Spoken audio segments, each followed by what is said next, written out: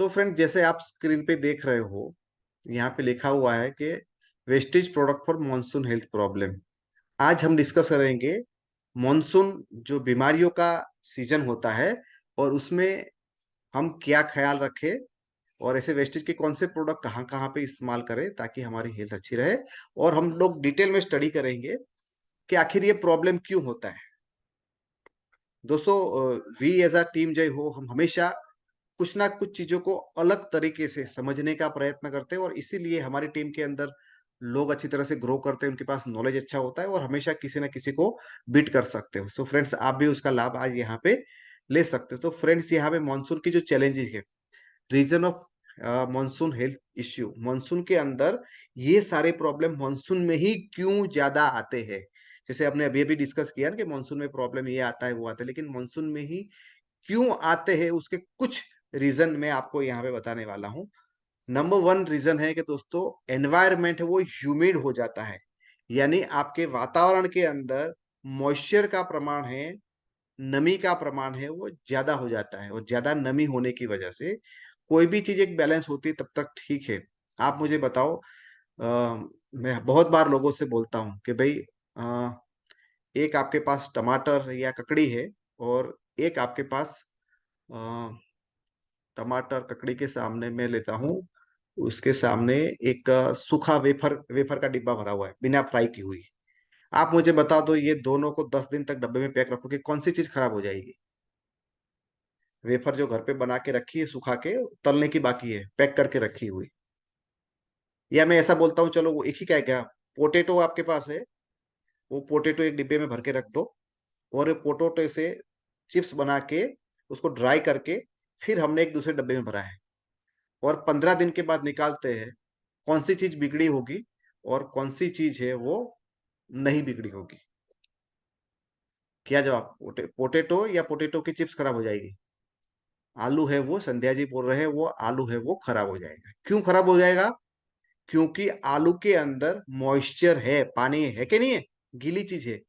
तो दुनिया में जो भी चीज गीली होती है उसके अंदर वो बिगड़ जाती है, उसका फर्मेंटेशन होता है, उसके ऊपर बैक्टीरिया वायरस डिपोजिट होते हैं और वो वहां से मल्टीप्लाई होते हैं। इसीलिए बोलते हैं कि मानसून के अंदर कहीं भी आपका पानी पानी नहीं भरा होना चाहिए। सो ये ह्यूमिड एनवायरनमेंट है वो आलू को बिगाड़ सकता है, सो हमारे शरीर को भी बिगाड़ सकता है, क्योंकि जहां जहां ज्यादा पानी की मात्रा है, ज्यादा गीलापन है, वहां पे बैक्टीरिया और वायरस के लिए खोराक मिल जाता है, वो जल्दी से वहां पे डेवलप होते हैं। आप कहीं भी देख लो, छोटी सी जगह पे थोड़ा सा पानी भर के देख लो, वहां पे ऑटोमेटिक आपको मच्छर और ये सब सारी चीजें डेवलप हो जाएगी। सो ह्यूमिड एनवायरनमेंट वो नंबर वन प्रॉब्लम है जिसकी वजह से मानसून के अंदर में प्रॉब्लम होते हैं। नंबर दो, उसके अंदर लेस सनलाइट, सनलाइट बहुत कम होता है, राइट और रॉन्ग? और सनलाइट की वजह से जो धूप आती है, जो गर्मी आती है, उसकी वजह से जो भी बैक्टीरियाज वायरस फंगस डेवलप होते हैं वातावरण के अंदर, वो खत्म हो जाते हैं। सो यहाँ पे सनलाइट है वो कम होती है, जात जात के अलग अलग जर्म्स और इंसेक्ट निकल जाते हैं, बहुत सारे के आपको अलग वो फ्लाइज निकल जाते हैं, बारिश के अंदर आ जाते हैं ना, वो फ्रॉग्स आ जाते हैं, बहुत सारे और छोटे छोटे इंसेक्ट आ जाते हैं। जो हम जो देख सकते हैं ऐसे इंसेक्ट भी आ जाते हैं मानसून के अंदर, और जो हम नहीं देख सकते ऐसे जर्म्स यानी कि बैक्टीरिया और वायरस भी ये सीजन के अंदर ज्यादा आते हैं। ऑब्वियसली बात है, इंसेक्ट आ गए तो ये भी आ सकता है। पुअर मेटाबॉलिक रेट, दोस्तों ये पूरा ऐसा वातावरण है जहाँ पे ह्यूमिड एनवायरनमेंट है, टेम्परेचर थोड़ा कम है, पानी भी आप ज्यादा नहीं पी सकते हो एक मौसम के अंदर। ये सारी चीजों की वजह से आपका जो है मेटाबॉलिज्म है वो कम होता है। जो पाचन आपका ठंडी की मौसम में होता है, super one of number one peak पे रहता है, वो थोड़ा गर्मी के मौसम में थोड़ा कम जाता है, और मानसून के अंदर एकदम कम आपका डाइजेशन होला जाता है। सो आपका डाइजेशन है वो पुअर हो जाता है। दूसरी बात है, बारिश की वजह से दोस्तों हमारा वॉकिंग और एक्सरसाइज भी अफेक्ट होता है। बारिश होता है तो हम वॉकिंग नहीं कर पाते, एक्सरसाइज भी हमारा गैप पड़ जाता है, होता है कि नहीं होता है? सो ये सारी चीजें वहां पे होती है। नॉट अवेलेबल फ्रेश वेजिटेबल्स, अच्छे फ्रेश वेजिटेबल भी मिलना मुश्किल हो जाता है।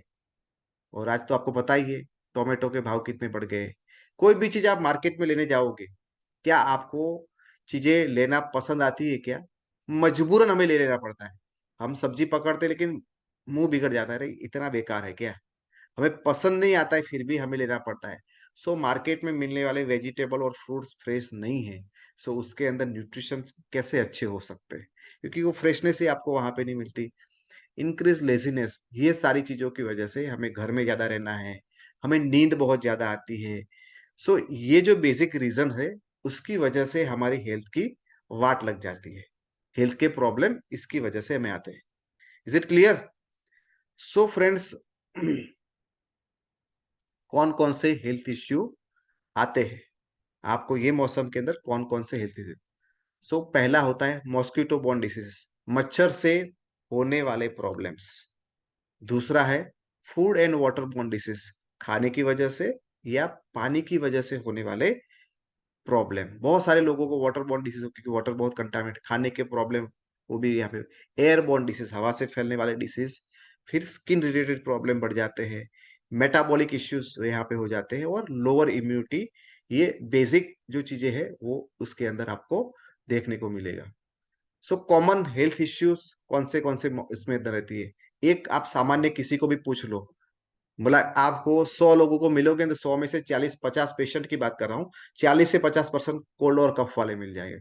हाँ, खांसी खाते हुए कफ रहेगा, ये सारे प्रॉब्लम, हिपेटाइटिस ए और बी, बराबर, cholera, malaria, dengue, chikungunya, flu, viral conjunctivitis, respiratory infection, food poisoning, itching, diarrhoea, headache, ये सारे प्रॉब्लम आपको ज्यादातर यहाँ पे देखने को मिलेंगे।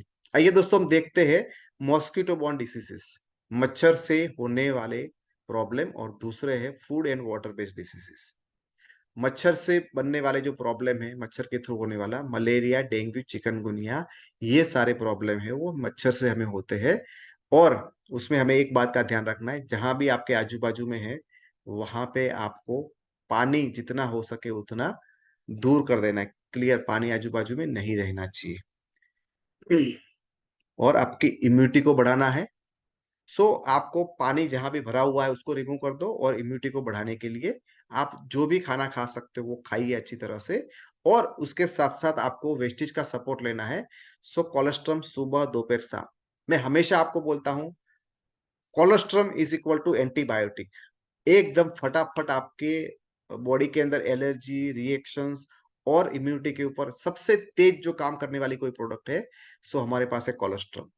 सो आपकी इम्यूनिटी को बहुत जल्दी से बढ़ाने वाला है यहाँ पे कोलेस्ट्रम, आप यहाँ पे ले सकते हो। आपको ये सारे प्रॉब्लम है, डेंगू, मलेरिया, चिकनगुनिया। सी बकथ्रोन दिन में 2 बार ले सकते हो, नीम दिन में 2 बार ले सकते हो, और सीएमडी, ये 4 प्रोडक्ट आप रेगुलर लगातार रहेंगे तो आपको ये प्रॉब्लम होगा नहीं, और हुआ है तो आपको उसमें बहुत ही अच्छा रिलीफ आपको मिल सकता है। दूसरी देखते हैं food and water borne diseases, यानी पानी के जरिए होने वाला या खाने के जरिए होने वाले प्रॉब्लम। डायरिया है, कॉलेरा है, hepatitis A B, food poisoning, whooping यानी वॉमिटिंग, ये सारी चीजें जो होती है उसको हम पानी के जरिए से होने वाला प्रॉब्लम या तो खाने के द्वारा फैलने वाला प्रॉब्लम है। और उसके लिए होता है दोस्तों पुअर मेटाबॉलिज्म, आपका मेटाबॉलिज्म अच्छा नहीं है, micro organism enter in your body, आपके बॉडी के अंदर कुछ ना कुछ बैक्टीरिया वायरस चले जाते हैं, और वो चलने के बाद आपको कुछ ना कुछ परेशानी करते हैं। ये 2 बेसिक रीजन है। और तीसरा है डैमेज डाइजेस्टिव सिस्टम, आपकी डाइजेशन सिस्टम में डैमेज हो गया, यदि आपको डायरिया हो गया तो कोई ना कोई इन्फेक्शन हो जाता है आपके डाइजेशन सिस्टम में। तो ये प्रॉब्लम की वजह से दोस्तों आपको उसको सुधारने के लिए बहुत सारी चीजें और भी कर सकते हो, लेकिन वेस्टेज के थ्रू यदि आपको करना है, सो आपको ध्यान रखना है, किसी को भी ऐसी प्रॉब्लम होती है या होने की संभावना है, सो आपको टॉक्सक्लेन लेना चाहिए सुबह दोपहर शाम एक एक। लीवर हेल्थ सुबह दोपहर शाम, कोलेस्ट्रम लेना है, कॉम्बायोटिक्स दिन में एक लेनी है, और सीएमडी, ये 5 प्रोडक्ट आपको लेने हैं।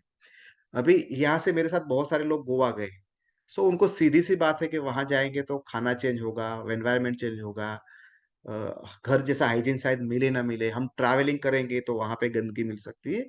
सो चांस है खाने के थ्रू भी प्रॉब्लम बढ़ सकता है, पानी के थ्रू भी प्रॉब्लम बढ़ सकता है, और एनवायरमेंट के थ्रू भी हमारे प्रॉब्लम बढ़ सकते हैं।